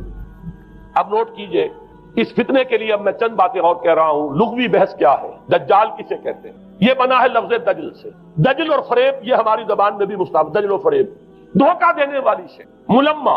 حقیقت کچھ ہو اوپر کچھ اور پردہ ڈال دیا گیا، یہ دجل، گندم نمائی جو فروشی، دجل ہے، فریب ہے. اسی کے لیے دوسرا لفظ عربی زبان کا جو قرآن میں کثرت سے آیا وہ غرور، دھوکہ. اصل میں یہ دنیا دھوکہ ہے جو حیات اخروی کے لیے ایک پردہ بن کر ہماری آنکھوں پر پڑ گیا. ایک حدیث کی روح سے حضور نے فرمایا کہ جب اس امت کے آخری اور سب سے بڑے مجدد کا ظہور ہوگا، حضرت مہدی جنہیں ہم جانتے ہیں، تو ان کی حکومت کو عرب میں قائم کرنے کے لیے فوجیں مشرق سے آئیں. یخرج ناس من المشرق یؤتون للمہدی یعنی سلطان. معلوم ہوا کہ عرب کے مشرقی علاقے میں کہیں وہ پہلے نظام قائم ہو چکا ہو. ایک اور حدیث میں آتا ہے کہ جس میں گویا کہ پیشین گوئی ہے کہ یروشلم مسلمانوں کے ہاتھوں سے نکلا ہوا ہوگا اس وقت جیسے کہ آج ہے. حدیث کے الفاظ یہ ہیں کہ یخرج من خراسان رایات سود لا یردها شیء حتی تنصب بإیلیا. خراسان کے علاقے سے سیاہ پرچم لے کر فوجیں چلیں گی اور یہ پرچم جا کر سیدھے یروشلم میں نصب ہو جائیں گے، کوئی ان لشکروں کا رخ موڑ نہیں سکتا. آج وہ یروشلم یہودیوں کے قبضے میں ہے اور کوئی دن کی بات ہے، اندیشہ ہے کہ مسجد اقصیٰ جو ہے وہ شہید کی جائے، وہ اپنا سیکنڈ ٹیمپل جو ہے بلڈ کرنا چاہتے ہیں، نقشے تیار ہو چکے، ہر چیز اس کے لیے جو ہے پورا اہتمام ہو چکا. بہرحال یہ تو اشارات ہیں جو احادیث ہمارے پاس ہے حوالوں کے ساتھ جو اس کے اندر درج. اب مشرق میں الحمدللہ کہ ہندوستان بھی مشرقی میں تھا، پاکستان اب مشرق میں ہے، افغانستان مشرق میں ہے. خراسان کا لفظ آیا ہے تو خراسان جو ہے حضور کے زمانے میں ایک بہت بڑے علاقے کا نام تھا جس کا یوں سمجھیے کہ نیوکلیس تو موجودہ افغانستان تھا. کچھ علاقہ پاکستان کا بھی اس میں شامل تھا جو مالاکنڈ ڈویژن ہے پاکستان کا شمالی، جہاں وہ شریعت کی تحریکیں چلتی رہتی ہیں اور بڑا وہاں پر جو ہے ہنگامہ بھی رہا ہے. اور یہ تھوڑا سا علاقہ ایران کا بھی شامل تھا جو اب بھی خراسان کے پروونس کی حیثیت سے وہ جانا جاتا ہے. اور پھر یہ کہ یہ ترکی ریاستیں بھی اس کے اندر شامل تھی، یہ خراسان، اس کے بارے میں فرمایا کہ وہاں سے پہنچے جائیں. اس کے علاوہ ایک حدیث کوئی ہے کہ جس کا حوالہ مجھے نہیں مل سکا، لیکن یہ کہ علامہ اقبال نے چونکہ اس کا اشارہ کیا ہے کہ میرے وطن کو آئی ٹھنڈی ہوا جہاں سے، میرا وطن وہی ہے، میرا وطن وہی. جبکہ وہ ہندوستان کا جو ہے راگ الاپ رہے تھے، اس کو بھی کہا میر عرب کو آئی ٹھنڈی ہوا جہاں سے۔ میں نے بعض عربوں سے وہاں میرا کیونکہ ملاقات کا موقع ملتا ہے امریکہ وغیرہ میں، تو ہر ملک سے جو ہے لوگ آئے ہوئے ہیں، وہ کہتے ہیں ایسی حدیث کہ حضور نے فرمایا تھا مجھے ہندوستان کی طرف سے ٹھنڈی ہوا آ رہی۔ بہرحال لیکن اس کا چونکہ حوالہ نہیں ملا ہے تو میں نے صرف یہ کہ علامہ اقبال کے شعر کے حوالے سے تو معلوم ہوتا ہے کہ اس مشرقی خطے کے اندر وہ نظام پہلے قائم ہوگا اور پھر یہاں سے وہ پھیلے گا۔ چنانچہ ایک اور تیسری حدیث اسی میں آپ کو مل جائے گی، حضور نے فرمایا میری امت کے 2 لشکر وہ ہیں کہ جن کو اللہ تعالیٰ نے پیشگی طور پر جو بھی ان میں شریک ہوگا جہنم کی آگ سے چھٹکارے کا پروانہ دے دیا۔ عصابتان من امتی احرزہم اللہ من النار۔ ایک وہ ہوگا جو ہندوستان پر حملہ آور ہوگا، دوسرا وہ ہوگا کہ جو دجال کے ساتھ جنگ کرنے کے لیے حضرت مسیح کے پاس پہنچے گا، حضرت مسیح کے ساتھ دینے کے لیے۔ اب اس سے بھی گمان یہی ہوتا ہے کہ یہی خراسان کا علاقہ، یہ افغانستان، اس کے ساتھ ملحق پاکستان، یہاں سے ظاہر بات ہے کہ پھر ہمیں ہندوستان کو بھی فتح کرنا ہوگا، یہ دارالاسلام رہا ہے۔ تو گویا کہ ایک حدیث میں 2 لشکروں کا ذکر جمع کرنا جو ہے اشارہ کر رہا ہے کہ یہ اس دور سے متعلق ہے، ورنہ یہ کہ ہندوستان پر تو بہت سے لشکر آئے ہیں، محمود غزنوی بھی آئے ہیں، ان کے حملے ہوئے ہیں، محمد غوری بھی آئے، سب سے پہلے محمد ابن قاسم آئے ہیں، یہ تو بہت لوگ آئے ہیں۔ لیکن یہ کہ اصل میں ایک حدیث میں 2 کا جمع ہونا جو ہے وہ ادھر اشارہ کرتا ہے کہ یہ اس وقت جب ایک نیوکلیس بن چکے گا خلافت اللہ منہاج النبوہ کا، تو جیسے جزیرہ نما عرب سے شرق و غرب میں فوجیں چلی تھی، ایسے ہی مشرق میں ہمارے ہندوستان ہے، اور مغرب کے اندر جو ہے یہ ہوتے ہوئے اور ایلیا تک وہ فوجیں پہنچ جائیں گی، اور یروشلم جو ہے اس کو یہودیوں کے قبضے سے بات کریں۔ یہ احادیث اس میں موجود۔ لیکن اب جو میرے اس دعوت نامہ جو اب میں جس کا تذکرہ کر رہا تھا اس کا دوسرا حصہ شروع ہے۔ ادھر پاکستان اسی مقصد سے حاصل کیا گیا تھا کہ یہاں اسلامی نظام یعنی خلافت قائم کی جائے گی، لیکن ہم اپنی بدعمالیوں کے باعث تاحال مخالف سمت میں سفر کر رہے ہیں، اور اب حالات بتا رہے ہیں کہ تخت یا تختہ کے مصداق یا یہاں خلافت قائم ہوگی اور یہ عالمی خلافت کا نقطۂ آغاز بنے گا، یا پھر یہ ملک ختم ہو جائے۔ گویا اب معاملہ دوڑو زمانہ چال قیامت کی چل گیا والا ہے، اور فوری طور پر قبر کسنی لازم۔ اس دعوت نامے کے اس مرکزی حصے کے بارے میں آج اس وقت ذرا تفصیل سے گفتگو کرنا چاہتا ہوں، اور یوں میں کہہ سکتا ہوں اس وقت کہ سلطنت خداداد پاکستان یا ملت اسلامیہ پاکستان کا ایک مرثیہ ہے جو مجھے کہنا ہے موجودہ حالات کے پیش نظر، لیکن یہ مرثیہ میں قرآن مجید کے الفاظ میں پیش کرنا چاہتا ہوں، جس کے لیے تمہیداً میں پہلے آپ کو یہ بتانا چاہتا ہوں۔ سورہ انبیاء کی ایک آیت ہے، آیت نمبر 10، لَقَدْ أَنزَلْنَا إِلَيْكُمْ كِتَابًا فِيهِ ذِكْرُكُمْ أَفَلَا تَعْقِلُونَ۔ ہم نے تمہاری جانب ایک کتاب نازل کر دی، اس میں تمہارا ذکر موجود ہے، تو کیا تم عقل سے کام نہیں لیتے، غور نہیں کرتے، سوچ بچار سے کام نہیں لیتے؟ اب اس آیت کا ایک مفہوم تو یہ ہو سکتا ہے کہ ذکر لکم مراد ہو، یعنی تمہارے حصے کی نصیحت، ہدایت، ذکرہ، تذکرہ اس قرآن میں ہے تو ٹھیک ہے، لیکن ذکر و کم اس میں اشارہ ایک اور بات کی طرف بھی آتا ہے کہ یہ جتنے بھی اقوام عالم آئیں گی ان کا ذکر قرآن مجید میں موجود ہے، اور اس کی تائید ہوتی ہے، توثیق ہوتی ہے، تاکید ہوتی ہے ایک حدیث، وہ حدیث کے جو قرآن حکیم کی عظمت پر نبی اکرم صلی اللہ علیہ وسلم کے سب سے جامع اور سب سے مفصل بیان پر مشتمل، فصاحت و بلاغت کی معراج، حضرت علی اس کے راوی ہے رضی اللہ تعالیٰ عنہ۔ یہ حضور نے فرمایا انہا ستکون فتنۃ، عن قریب ایک بہت بڑا فتنہ رونما ہوگا۔ حضرت علی فرماتے ہیں کہ میں نے عرض کیا مل مخرج منہا یا رسول اللہ، اے اللہ کے رسول یہ بتائیے اسے نکلنے کا راستہ کون سا ہوگا؟ ایک لمحے کے لیے توقف کیجئے، میں یہاں یہ توجہ دلایا کرتا ہوں کہ ہم اگر ہوتے، ہمارے مزاج کا اور صحابہ کے مزاج کا فرق کیا ہے؟ ہم ہوتے تو کیا پوچھتے؟ یہ حضور یہ فتنہ کیوں ہوگا، کب ہوگا، کدھر سے آئے گا، کیسے آئے گا؟ ہمارے تو سوالات یہ ہوتے جو سب معلوماتی نوعیت کی چیزیں ہیں، ان کا کوئی تعلق عمل سے نہیں۔ صحابہ کا معاملہ کیا تھا؟ حضرت علی نے ان میں سے کوئی سوال نہیں کیا، کب آئے گا، کیوں آئے گا، کدھر سے آئے گا، کیسے آئے گا، کچھ نہیں۔ جو عملی سوال تھا مل مخرج منہا یا رسول اللہ، اللہ کے رسول جب آپ نے فرما دیا کہ بہت بڑا فتنہ ہوگا تو ہمیں تو اب یہ سمجھنا ہے کہ وہاں سے نکلنے کا راستہ کون سا؟ بس اس کے جواب میں وہ حدیث ہے کتاب اللہ، تمام فتنوں سے نکالنے والی اللہ کتاب، فیہ نبأ ما قبلکم وخبر ما بعدکم وحکم ما بینکم، اس میں تم سے پہلے جو لوگ گزرے ان کے حالات بھی یہ تو سب جانتے ہیں، قوم نوح اور قوم ہود اور قوم عاد، اور نہ معلوم کس کس کا واقعہ تذکرہ ہے۔ وہ خبروں ما بعدکم، جو تمہارے بعد ہونے والا ہے اس کی خبریں بھی موجود ہیں۔ وحکم ما بینکم، اور جو بھی تمہارے مابین قیامت تک اختلافات رونما ہوں گے ان سب کا فیصلہ بھی موجود۔ بڑی عظیم حدیث ہے۔ وَهُوَ الذِّكْرُ الْحَكِيمُ وَهُوَ الصِّرَاطُ الْمُسْتَقِيمُ وَهُوَ حَبْلُ اللَّهِ الْمَتِينُ لَا تَنْقَضِي عَجَائِبُهُ وَلَا يَشْبَعُ مِنْهُ الْعُلَمَاءُ وَلَا يَخْلُقُ عَنْ كَثْرَةِ الرَّدِّ۔ اور آخری الفاظ تو بلاغت کی انتہا ہے، من قال به صدق ومن عمل به اجر ومن حکم به عدل ومن دعا الیہ ہدی الی صراط مستقیم۔ جس نے کوئی بات کہی اس قرآن کی بنیاد پر اس نے سچ کہا، جس نے عمل کیا اس کا اجر محفوظ ہے، جس نے کوئی فیصلہ کیا قرآن کی بنیاد پر اس نے عدل کیا، اور جس نے قرآن کی طرف بلایا اس کی ہدایت ہو گئی، کسی اور کی ہو نہ ہو اس کی ہدایت گارنٹیڈ ہے جو قرآن کی طرف بلاؤں گا۔ یہ حدیث ہے کہ جس میں خبر و ما بعدکم کے الفاظ، بلکہ میں تذکرہ کر دوں یہ حدیث ایک اور شان سے وارد ہوئی ہے، طبرانی کی معجم کبیر، وہاں یہ حدیث اس طور سے آئی ہے کہ حضرت جبرائیل نے حضور سے یہ فرمایا، یا محمد امتک بعدک، اے محمد صلی اللہ علیہ وسلم یہ آپ کی امت کا آپ کے بعد کیا بنے؟ حضور نے اس پر پوچھا، بل مخرج منہا یا جبرائیل، اہم کہی ہے، ابھی تو میں ہوں، انا بین اظہرکم، ابھی تو اے مسلمانوں میں تمہارے مابین ہوں، لیکن ایک وقت تو آئے گا۔ پھر دور نبوت کے خاتمے کی خبر حضور نے دی تھی تو وہ آپ نے مثال کی خبر دی تھی، جانا ہے تجھے، انک میت وانہم میتون، قرآن مجید میں، لیکن اس کا حل کیا ہو اے جبرائیل؟ تب انہوں نے کہا ہے کتاب اللہ فیہ نبأ من قبلکم وخبر ما بعدکم وحکم ما بینکم، یہ پورے یہ ایک اور ہی شان کے ساتھ یہی روایت ہے۔ بات میں اس حوالے سے آپ کے سامنے قرآن حکیم کی 6 آیات،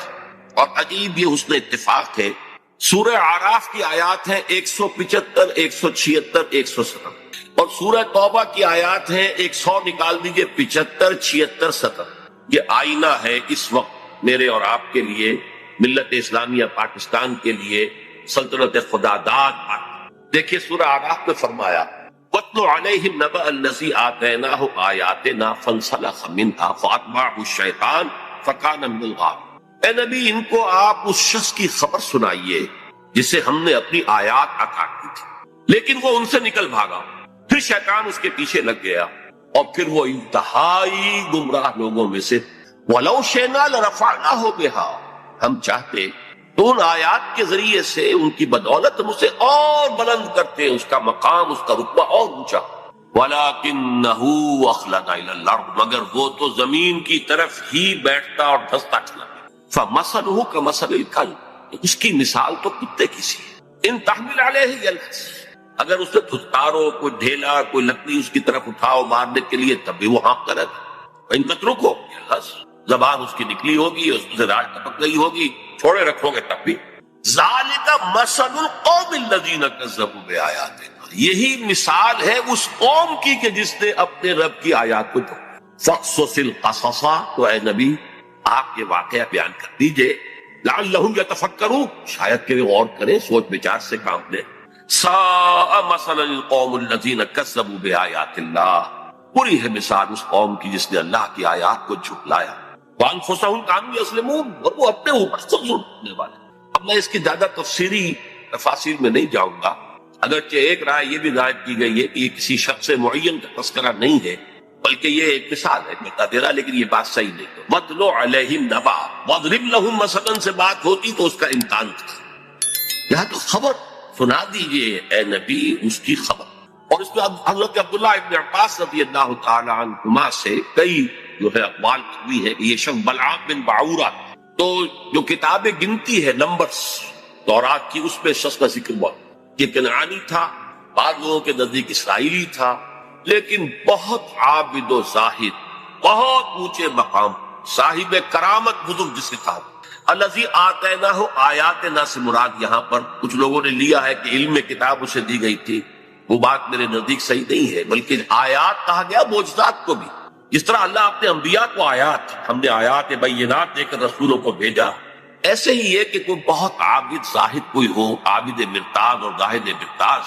تو اللہ تعالیٰ اسے کرامتیں عطا کرے، کوئی شک نہیں، کرامات الاولیاء حق، اس میں کسی شک و شبہ نہیں۔ اللہ تعالیٰ کی بزرگی کے لیے اظہار کے لیے وہ ایسے خلق واقع تو باکرامت بزرگ تھا، لیکن پھر وہ جو دنیاوی خواہشات کی طرف ایسا متوجہ ہوا کہ اس کی ساری نیکی، ساری اس کی بزرگی، ساری روحانیت ختم ہو کر رہ گئی، وہ انتہائی پاتال میں۔ بعض مفسرین نے حضور کے دور کے دو اشخاص کا ذکر بھی کیا ہے۔ امیہ ابن ابی صلت ایک بہت بڑا شاعر تھا کہ جس کی اشعار میں توحید رچی بسی ہوئی، توقع یہ تھی کہ تو حضور کا سب سے بڑا جو ہے وہ سپورٹر بن جائے گا، لیکن نہیں، مخالف ہو گیا۔ اسی طریقے سے ابو عامر راہب تھا، جیسے ورقہ ابن نوفل مکے میں تھے تو وہ جا کر جو ہے وہ شام میں انہوں نے عیسائیت اختیار کی، اور وہ بہت بڑے عالم تھے، کانا یکتب التوراۃ بالعبرانیہ۔ اسی طرح یہ ابو عامر خزرجی تھا، اور یہ بھی عیسائی ہو گیا تھا، شام میں رہا، اور پھر یہ بہت بڑا زاہد اور عابد اور عالم شخص تھا، لیکن یہی بدترین دشمن ہو گیا محمد رسول اللہ کا۔ جبکہ ورقہ ابن نوفل نے جو ہے حضور کی تصدیق کی تھی جب حضرت خدیجہ رضی اللہ تعالی عنہا لے کر گئی تھی حضور کو ان کے پاس۔ بہرحال میرے نزدیک یہ بلعام بن معورہ ہی کا تذکرہ ہے جو ہو رہا ہے کہ وہ بہت با کرامات بزرگ تھا، لیکن زمینی خواہشات دو سب سے نمایاں۔ بطن پیٹ کھانے کو مانگتا ہے، یہ انسان کی بہت بڑی، اس لیے کہ ظاہر بات ہے جو پریزرویشن آف دی سیلف ہے، اپنے بقا کے لیے اسے غذا چاہیے، لیکن اس کے ساتھ کھارا بھی لگا ہوا ہے، یہ اس کے ساتھ اضافی شے ہے۔ اور دوسری ہے جنسی خواہش، شہوت، پریزرویشن آف دی اسپیشیز، اپنی نسل کو برقرار رکھنے کے لیے۔ یہ دونوں جو ہیں حرصیں انسان کے اندر جب یہ اعتدال سے بڑھتی ہیں تو تباہی کا ذریعہ۔ لیکن یہاں نوٹ کیجئے کہ ایک شخص جسے اللہ نے اپنی آیات عطا کی، صاحب کرامت بزرگ تھا، لیکن وہ اس سے نکل بھاگا، اور یہاں فرمایا پھر شیطان اس کے پیچھے لگ، اور یہ بہت اہم نکتہ ہے، یعنی اولا نہیں شیطان کے اغوا سے کوئی شخص جو ہے وہ گمراہ ہوا کرتا۔ قرآن مجید میں صاف یہ بات آئی ہوئی ہے، ان عبادی لیس لک علیہم سلطان، دیکھو تمہیں ہم مہلت تو دے رہے ہیں، قیامت تک کے لیے تمہاری زندگی طویل ہوگی، اور تم ہمارے بندوں کو جس طرح چاہو گمراہ کرنے کی کوشش کرنا، لیکن تمہیں اختیار کوئی حاصل نہیں ہو، اختیار اسے حاصل نہیں۔ تو جو شخص خود اپنی جو ہے داخلی غلط تقاضوں کے تحت غلط راستہ اختیار کرتا ہے، پھر شیطان اس کے پیچھے لگ جاتا ہے، فَأَتْبَعَهُ الشَّيْطَانُ، تو شیطان اس کے پیچھے لگ گیا، فَكَانَ مِنَ الْغَاوِينَ، پھر وہ ہمارے ہاں جو کولوکیل لینگویج میں پھر برے کو گھر تک پہنچا کر رہتا ہے، وہ پھر آخری درجے تک پہنچا کر ہی وہ بس کرتا ہے، تو اس درجے تک بلعام بن معورہ پہنچ گیا۔ وَلَوْ شِئْنَا رَفَعْنَاهُ بِهَا، ہم چاہتے تو اسے اور بلند کرتے، اس کے اور مقام اونچا ہوتا، وَلَكِنَّهُ أَخْلَدَ إِلَى الْأَرْضِ، وہ تو زمین میں دھستا چلا گیا۔ زمین سے مراد وہی زمینی خواہشات، نفسانی خواہشات۔ فَمَثَلُهُ كَمَثَلِ الْكَلْبِ، اس کی مثال کتے کی۔ اب کتا وہ جانور ہے، حیوانات، پیٹ اور جنس دونوں شہوتیں اس میں انتہا کو پہنچے، لہذا چاہے خوب پیٹ بھرا ہو، کسی صاحب کا یا کسی میم کا کتا ہو، خوب گوشت کھا کے گھر سے نکلا ہو، لیکن پھر بھی وہ باہر جائے گا تو ہر شے کو سونگے گا کہ شاید کوئی کھانے کی چیز، یہ اس کی یعنی سمجھ جبلت کے اندر تھا، یہاں تک کہ آپ اس کو کوئی ٹھیکنا ماری مارنے کے لیے تو وہ اس کو بھی سونگے گا کہ شاید اس میں کوئی کھانے کی کوئی شے موجود ہو، چلے گا بھی تو ادھر ادھر ہوتا ہوا، سونگتا ہوا، اور وہ اپنی شرمگاہ کو چاہتا رہتا۔ دونوں جو حرصے ہیں اس کے اندر انتہا کی، اور اس کا پھر ظہور کیا ہوتا، زبان ہر وقت نکلی ہوئی ہے، ہانپ رہا ہے، ہر وقت پیٹ بھرا ہو تب بھی ہانپ رہا ہے، اور پیٹ خالی ہو تب بھی ہانپ رہا ہے، تھکا ہوا تب بھی ہانپ رہا ہے، کھڑا ہوا تب بھی ہانپ رہا ہے، زبان نکلی ہوئی ہے اور اس کے اندر سے راج۔ یہ مثال دی ہے جیسے قرآن مجید میں گدھے کی مثال بھی آئی، مثل الذین حملوا التوراۃ ثم لم یحملوها کمثل الحمار یحمل اسفارا، مثال اس قوم کی جس کو ہم نے تورات عطا کی تھی، حامل تورات بنائی گئی تھی، وہ قوم پھر اس نے اس کا حق ادا نہیں کیا، اس گدھے کی سی مثال ہے جس پر کتابوں کا بوجھ لگا ہو، ایسے یہ گدھے کی مثال دی گئی ہے۔ اس کے بعد فرمایا ذالک مثل القوم الذین کفروا، یہ صرف ایک فرق کا معاملہ نہیں، پوری قومیں بھی اس تمثیل پر پوری اترتی ہے، اور اسی ڈسکرپشن کے اوپر وہ پوری اترتی ہے۔ کذبوا بآیاتنا، جو ہماری نشانیوں کو جھٹلا دے، فقصص القصص، تو اے نبی آپ یہ قصہ سنا دیجئے، لعلہم یتفکرون، شاید کہ غور کریں۔ آج میں آپ کو قصہ سنا رہا ہوں پاکستان کی، کس طور سے ان آیات پر منطبق ہو رہا ہے، شاید کہ آپ غور کریں، سوچیں، شاید کہ آپ کے اندر کوئی امنگ پیدا ہو جائے کسی عمل کی، جد و جہد کی۔ سا مثلا القوم الذین کذبوا بآیاتنا، آخری آیت بری مثال ہے اس قوم کی جس نے ہماری آیات کو جھٹلایا، وَكَانُوا أَنفُسَهُمْ يَظْلِمُونَ، وہ اپنے اوپر ظلم کرتے رہے، ظاہر بات ہے ہمارا کسی نے کیا بگاڑا۔ اب اندازہ کیجئے پاکستان وہ ملک ہے اس روئے ارضی پر جو بہت بڑی اللہ کی نشانیوں کے ساتھ وجود میں آیا، سب سے پہلی نشانی 27ویں رمضان کو اس کا قیام عمل ہے، اور جو بہترین رات ہو سکتی فیہا یفرق کل امر حکیم، جس میں کہ تمام جو بھی اللہ تعالیٰ کے پختہ فیصلے ہیں وہ کیے جائیں۔ پاکستان 27ویں شب رمضان مبارک کی، اس میں اس کا وجود پھر غور کی کیسے قائم؟ کوئی امید کچھ عرصے پہلے بھی نہیں تھی کسی کو کہ پاکستان قائم۔ عام طور پر سمجھا گیا تھا یہ مسلم لیگ نے بارگیننگ کے لیے اتنی بڑی بات کر لی ہے، وہ لے دے کر معاملہ ہو جائے گا۔ اور سب سے بڑی بات یہ کہ خود ایک سال پہلے Quaid Azam cabinet mission plan کو تسلیم کر چکے۔ اس کا کیا مطلب تھا کہ کم سے کم 10 سال کے لیے ایک آزاد پاکستان کا وجود مؤثر ہو گیا۔ نظری طور پر 10 سال کے بعد امکان تھا، لیکن ایک مرتبہ مرکزی حکومت ایک وحدت کے ساتھ اگر وجود میں آ جاتی تو پنڈت نہرو نے جو کہا تھا سچ تو وہی تھا، نکل جاتی ہے جس کی منہ سے سچی بات مستی میں، اس نے وہ سچ کہہ دیا، جس کی وجہ سے پھر قائد اعظم نے جو تسلیم کر لیا تھا کیبنٹ مشن پلان کو، پھر اس سے آپ نے رجوع کیا کہ اس نے کہہ دیا تھا ایک دفعہ بن جائے پھر کون کسی کو علیحدہ عہدے دیتا ہے۔ اس پر پھر قائد اعظم نے پسپائی نہ، اگر وہ خاموش رہتا تو کم سے کم 10 سال تک کوئی امکان نہیں تھا، اور اس 10 سال میں ہندو قوم نے کیا کرنا تھا اس کا تصور۔ پھر سوچئے پاکستان قائم ہوا، ہندو قوم ہمارے سے کس قدر تعداد میں زیادہ، تعلیم میں زیادہ، دولت میں زیادہ، تنظیم میں کس قدر منظم قوم، کس قدر تعلیم یافتہ، کتنی ان کے اندر جو ہے ایک یکجہتی موجود تھی۔ پھر کانگریس جیسی جماعت، بہت بڑی جماعت جو کوئی شک نہیں، بہت بڑی عوامی جماعت، جس کے ساتھ یہ کہ لیڈرز کی سیکنڈ لائن کی ایک یوں سمجھیے کہ ایک بڑی قطار موجود تھی۔ یہ نہیں تھا کہ مسلم لیگ بس ایک بگولے کی طرح ایک تحریک کے طور پر اٹھی ہے، اس نے جو بھی حاصل کر لیا، ورنہ مسلم لیگ اصل میں ایک جماعت کی شکل میں منظم ہو ہی نہیں پائی تھی۔ یہی وجہ ہے کہ پتاشے کی طرح گھل گئی پاکستان میں۔ لیکن یہ کانگریس اور گاندھی جیسا، ہم بہرحال اس کے بارے میں جو بھی رائے رکھتے ہوں، لیکن یہ ہندوؤں کا مہاتما اور پوری دنیا کے اندر اس کی ایک عظمت جو ہے تسلیم کی جائے۔ اور چند مہینے پہلے اس نے کہا تھا کہ پاکستان سے میری لاش پر بن سکتا، ہندو جیسی قوم، گاندھی جیسا لیڈر۔ اچھا، دوسری طرف یہ ہمارے ولی خان صاحب جو ہیں وہ کچھ پچھلے زمانے کے کاغذات نکال کے لے آتے ہیں انڈیا آفس کے، جس سے یہ کہ انگریزوں نے کچھ سپورٹ کی تھی پاکستان کی یا مسلم لیگ کی۔ جب پاکستان بنا ہے، ایٹلی وزیر اعظم ماؤنٹ بیٹن یہاں کا وائس رائے، دونوں قائد اعظم سے شدید نفرت رکھنے والے، پاکستان کے تصور کے دشمن۔ لیبر پارٹی کی گورنمنٹ تھی، کنزرویٹو پارٹی کی گورنمنٹ ہوتی تو کچھ شکوک و شبہات کا موقع تھا، لیکن یہ تو لیبر پارٹی کی ہوگی نے جو کچھ لکھا ہے بعد میں وہ سب کے سامنے، تو آپ کو کچھ بھی باتیں نہیں رہی۔ ماؤنٹ بیٹن کی چیزیں بھی سب سامنے آ چکی ہیں، اس کے جس نوعیت کے تعلقات نہرو خاندان کے ساتھ تھے، اب وہ چیزیں بھی کہنے کی بھی نہیں ہے، ورنہ یہ کہ لیڈی ماؤنٹ بیٹن کے ساتھ اس کے ناجائز تعلقات تک کا چرچا موجود، اور یہ کہ گاندھی کا تو وہ چیلا تھا۔ آخری وقت میں پنڈت نہرو نے اور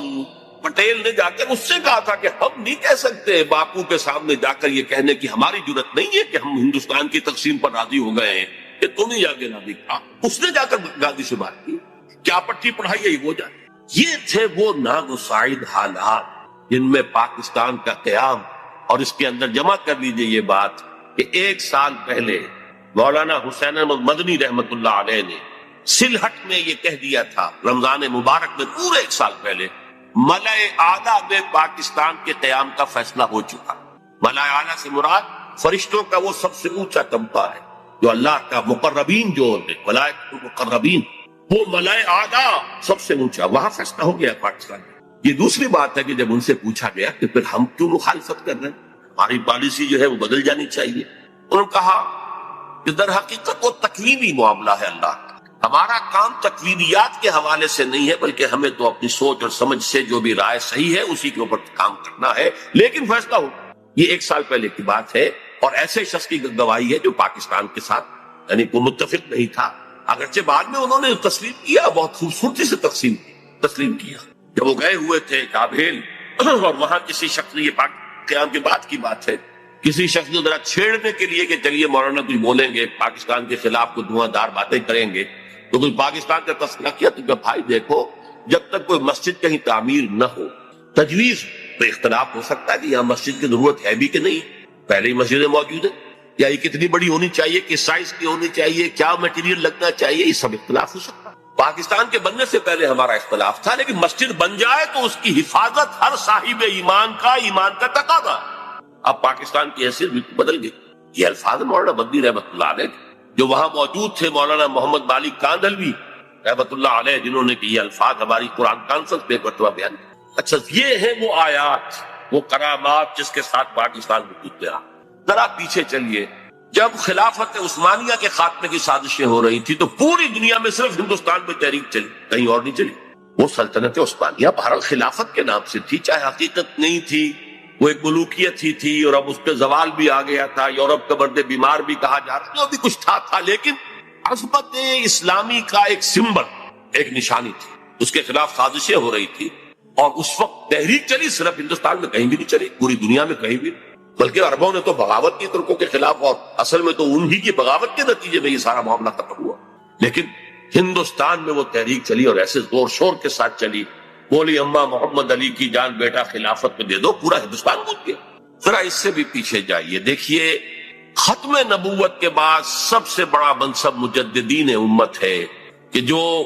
سنن ابی داؤد کی روایت کی روح سے ان اللہ یبعث فی هذه الامة على راس كل 100 عام من یجدد لها دین، یقیناً اللہ اس امت میں ہر صدی میں ایسے لوگوں کو اٹھاتا رہے گا جو دین کو تازہ کرتے